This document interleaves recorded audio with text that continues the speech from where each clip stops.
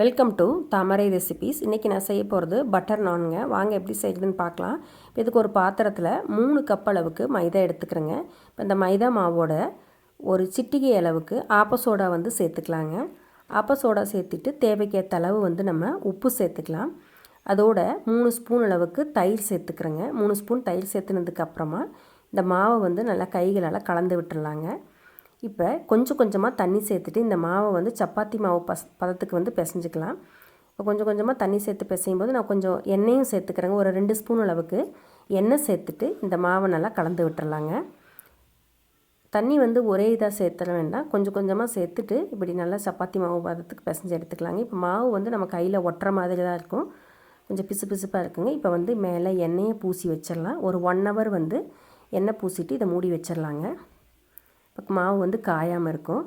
அப்புறம் 1 மணி நேரம் கழித்து பார்க்கலாம். இப்போ 1 மணி நேரம் ஆச்சுங்க. இப்போ மாவு நல்லா சாஃப்டாகிடுச்சு, அதே மாதிரி உப்பி வந்திருக்குங்க. இப்போ பாருங்கள், பிசைகிறதுக்கு நல்லா இருக்குது. இப்போ இதை நல்லா அழுத்தி பிசைஞ்சிக்கலாங்க. ஒரு 5 நிமிஷம் இந்த மாவை நல்லா அழுத்தி பிசைஞ்சிட்டு அதுக்கப்புறமா நம்ம சின்ன சின்ன உருண்டைகளாக உருட்டி எடுத்து நம்ம தேய்ச்சிக்கலாம். இந்த மாவு நல்லா பிசைஞ்சோம்னா நமக்கு நான் சாஃப்டாக வருங்க. இதை பிசைஞ்சிட்டு தேவைக்கேற்ற அளவு உருட்டி எடுத்துக்கலாங்க. இப்போ இந்த 3 கப் மாவுக்கு எனக்கு 8 நான் வந்துச்சுங்க. இப்போ இதை கொஞ்சம் மாவு தூவிட்டு சப்பாத்தி கல்லை போட்டு இதை நல்லா தேய்ச்சி எடுத்துக்கலாம். 2 பக்கமும் நல்லா தேய்ச்சிட்டு நான் தோசைக்கல்லை சூடு பண்ணிட்டேங்க. அது மேலே நம்ம இந்த நானை போட்டு கொஞ்சம் மேலே பட்டர் தேய்ச்சிட்டு 2 பக்கமும் நல்லா வேக வச்சு எடுத்துடலாங்க. இப்போ